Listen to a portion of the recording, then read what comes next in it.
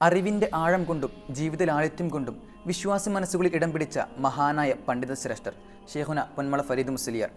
പണ്ഡിതൻ എന്നാൽ കേവലം അറിവുള്ളവൻ മാത്രമല്ല, ആ അറിവ് ജീവിതത്തിൽ പകർത്തി ജീവിച്ചു കാണിക്കുന്നവനാണ് എന്ന് ബോധ്യപ്പെടുത്തുന്ന തരത്തിലായിരുന്നു ഉസ്താദിൻ്റെ ജീവിതമുണ്ടായിരുന്നത്.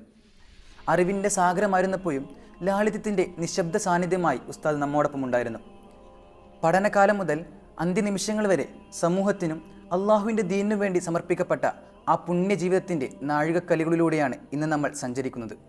ഒരു മഹത് വ്യക്തിയുടെ ഓർമ്മകൾ തുടങ്ങുന്നത് ആ വ്യക്തിയുടെ ജന്മദേശത്ത് നിന്നാണല്ലോ. അതുപോലെ നമ്മുടെ ഷേഖുനയുടെ ജന്മദേശവും അദ്ദേഹം ജനിച്ച വർഷവും അദ്ദേഹത്തെ വളർത്തി വലുതാക്കിയ മാതാപിതാക്കളെയും കുറിച്ച് ഒന്ന് വിശദീകരിക്കാമോ? 1941 ജനുവരി 22 ചൊവ്വ. ഹിജ്റ വർഷം നോക്കുകയാണെങ്കിൽ റബീഉൽ അവ്വൽ 25-ന് പൊന്മള മുഹമ്മദ് മുസ്ലിയാരുടെയും കുഞ്ഞാത്തു ഹജ്മയുടെയും മകനായി ഷെയ്ഖുന ജനിച്ചത്.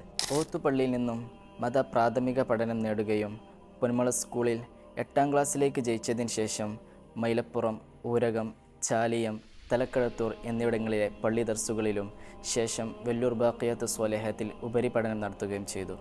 1962 ജനുവരി 25-ന് പൊന്മളയിലെ കമ്മുഹാജിയുടെ മകൾ ഉമ്മാച്ചു ഹജ്ജുമ എന്നിവരെ വിവാഹം ചെയ്തു. തൻ്റെ നിലപാടിനെ കൈവിടാതെ തന്നെ ജനങ്ങൾക്കിടയിലെ പ്രശ്നങ്ങൾ ഉസ്താദ് പരിഹരിച്ചിരുന്നുവല്ലോ. അതെ, എത്ര വലിയ പ്രശ്ന സങ്കീർണതകൾക്കും യുക്തിപൂർവവും സൗമ്യവുമായ അവിടുത്തെ ഇടപെടലുകൾ ശമന മന്ത്രങ്ങളായിരുന്നു.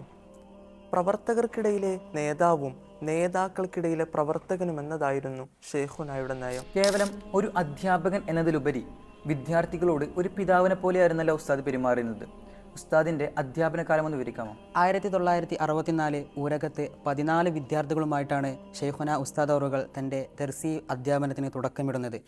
ശമ്പളത്തിൻ്റെ അക്കങ്ങളിലും സൗകര്യങ്ങളുടെ സൗഖ്യങ്ങളിലുമല്ല, പരിശുദ്ധ ഇൽമിൻ്റെ പോറലേൽക്കാത്ത പരിപാലനമായിരുന്നു ഷെയ്ഖുനയുടെ ലക്ഷ്യം. കളരാന്തിരി 9 വർഷവും, കൊടിഞ്ഞി 3 വർഷവും, മേൽമുറി പൊടിയാട് 2 വർഷവും, കരുവാരക്കുണ്ട് 1 വർഷവും, മടവൂർ 3 വർഷവും, ചെമ്മാട് വലിയ ജുമാഅത്ത് പള്ളിയിൽ ജീവിതാവസാനം വരെയും നീണ്ടുപോയ ആ തദ്രീസിൻ്റെ ലോകം അനേകം ശിഷ്യസമ്പത്താണ് ഉസ്താദിന് സമ്മാനിച്ചത്.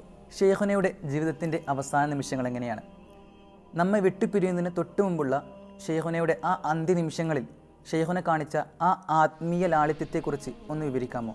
തൻ്റെ മരണം ഉസ്താദ് മുൻകൂട്ടി കണ്ടിരുന്നു എന്ന് വേണമെങ്കിൽ പറയാം. കാരണം മരണത്തിനു മുമ്പ് ചെറുമകൻ്റെ കല്യാണം ദ്രുതഗതിയിൽ നടത്തിയതും താൻ ചെയ്ത കാര്യങ്ങളെല്ലാം മകനെ ഏൽപ്പിച്ചതും ഇതിന് തെളിവാണ്. മരണത്തിന് മുമ്പ് വുളൂ ചെയ്തു വന്ന് തന്നെ സ്പർശിച്ച് തൻ്റെ വുളൂ മുറിക്കരുതെന്ന് തൻ്റെ ഭാര്യയോട് ഓർമ്മപ്പെടുത്തിയതും ഇതിൻ്റെ ഒരു ഭാഗമായി കാണാവുന്നതാണ്. 2009 ഫെബ്രുവരി 25 ചൊവ്വാഴ്ച. ഒരു ആയുസ് മുഴുവൻ വിജ്ഞാനത്തിൻ്റെ വെളിച്ചം ചൊരിഞ്ഞ ആ പുണ്യരശ്മി ഒടുവിൽ അണഞ്ഞുപോയി. പ്രാർത്ഥനകൾ മന്ത്രിച്ച ആ ചുണ്ടുകൾ നിശ്ചലമായി. നമ്മെ വിതുമ്പലുകളിലാഴ്ത്തി ആ പരിശുദ്ധ ആത്മാവ് പടച്ചവനിലേക്ക് മടങ്ങി.